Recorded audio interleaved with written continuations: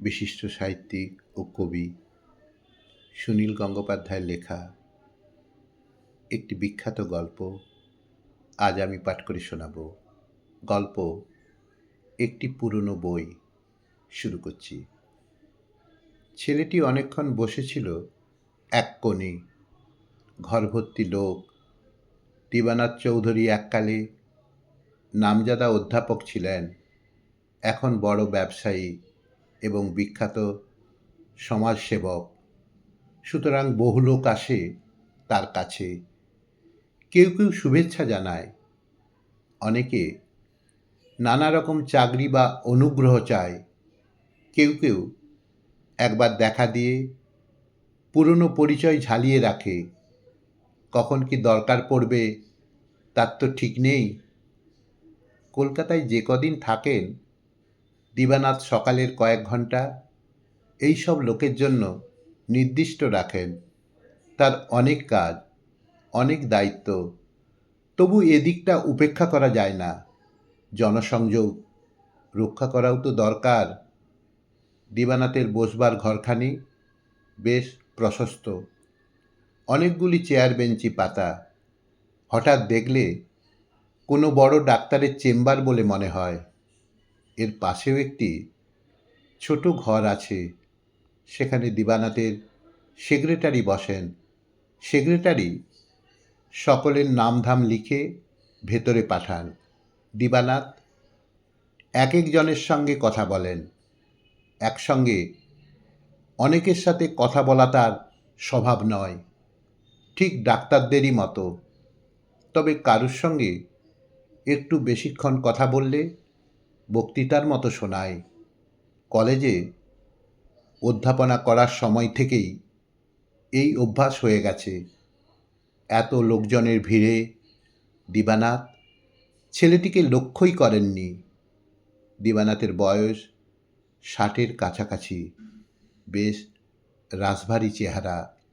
মুখ দেখে মনে হয় পৃথিবীর উপর তার ব্যক্তিগতভাবে কোনো অভিযোগই নেই। তবে অন্যদের অভাব অভিযোগ দূর করার জন্য তিনি বদ্ধপরিকর। চাকুরির আবেদন প্রার্থী বেশি, এদের সঙ্গে একঘেয়েভাবেই কথা বলতে হয়।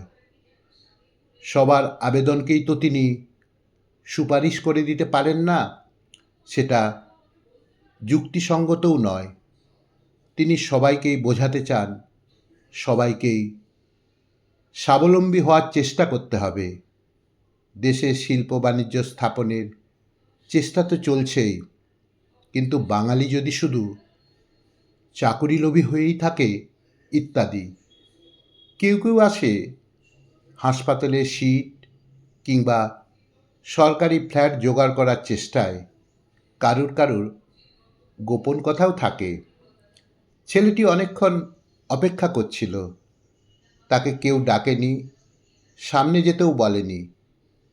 একসময় সে নিজেই উঠে দাঁড়িয়ে দিবানাথের সামনে এগিয়ে বলল, স্যার।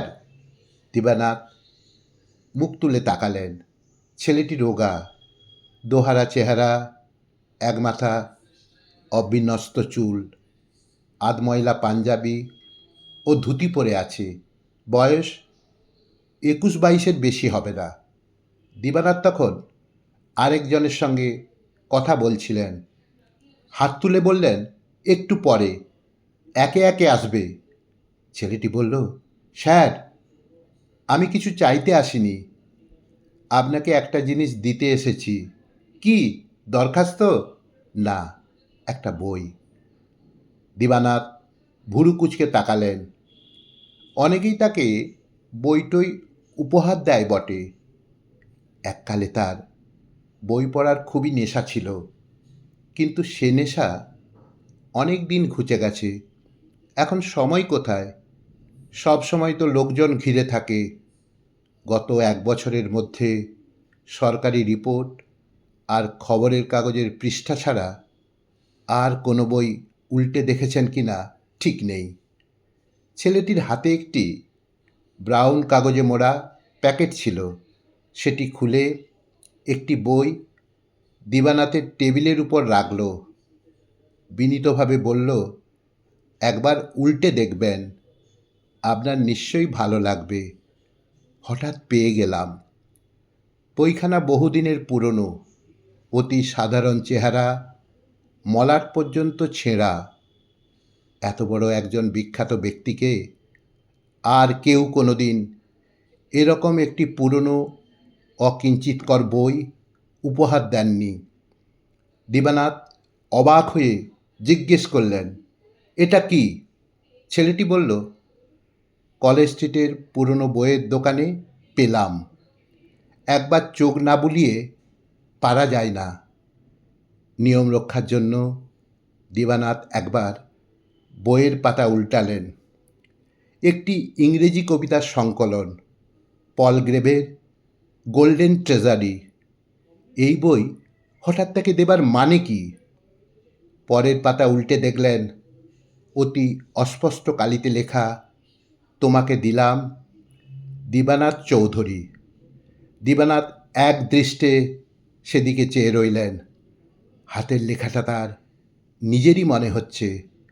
অবশ্য বহুদিন তার বাংলায় কিছু লিখবার প্রয়োজন হয়নি, তবু চেনা যায়।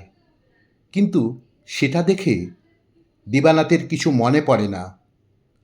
আর একটি পাতা উল্টে দেখলেন, গোটা গোটা অক্ষরে মেয়েলি হাতে লেখা আছে, শ্রীমতী আশা বন্দ্যোপাধ্যায়, দোল পূর্ণিমা। দিবানাথের 60 বছরের বুকটা ধক করে উঠল। কি, এটা তো সত্যিই তিনি একদিন একজনকে উপহার দিয়েছিলেন, প্রায় 40 বছর আগেকার কথা। তুমি এ বই কোথায় পেলে? উত্তর পেলেন না। চোখ তুলে দেখলেন ছেলেটি নেই। ঘরের অন্য লোকদের জিজ্ঞেস করলেন, ছেলেটি কোথায় গেল? দেখলুন তো স্যার, বেরিয়ে গেল। না বলেই বেরিয়ে গেল। রতন, রতন, পাশের ঘর থেকে দিবানাথের সেক্রেটারি হন্তদন্তভাবে ছুটে এলো। দিবানাথ বললেন, ছেলেটি কোথায় গেল দেখো তো। রতন জিজ্ঞেস করল, কি নাম স্যার? নাম তো বলেনি। পাঞ্জাবি পরা, বড় চুল। সেক্রেটারি ছুটে বেরিয়ে গেল। সঙ্গে সঙ্গে আরও 2-3 জন। একটু বাদে ফিরে এসে বলল, নেই তো, চলে গেছে। পুলিশে খবর দেবো? দীর্ঘশ্বাস ফেলে দিবানাথ বললেন, না, দরকার নেই। আর কারুর সঙ্গে কথা না বলে দিবানাথ বইটার পাতা উল্টাতে লাগলেন। একসময় এই সব কবিতা মুখস্থ ছিল তার। আশাকে এর থেকে কবিতা পড়ে শোনাতেন। অতি কষ্টে 2 পয়সা 4 পয়সা জমিয়ে এই বইটা কিনে উপহার দিয়েছিলেন আশাকে। তখন বইটার দাম ছিল মাত্র 2 টাকা। বইটা পেয়ে আশা খুব খুশি হয়েছিল। দিবানাথ এই 40 বছর পরেও আশার হাস্যোজ্জ্বল মুখ যেন স্পষ্ট দেখতে পাচ্ছেন। তখন ব্রিটিশ আমল, দেশজুড়ে অত্যাচার চলছে। চাকরি বাকরির অবস্থা খুবই খারাপ। সহায় সম্বলহীন দিবানাথ এই কলকাতায় কতদিন শুধু কলের জল খেয়ে কাটিয়েছেন। চাকরির জন্য হন্য হয়ে ঘুরেছেন কত লোকের কাছে, কেউ পাত্তা দেয়নি। সামান্য একটা টিউশন ছিল সম্বল।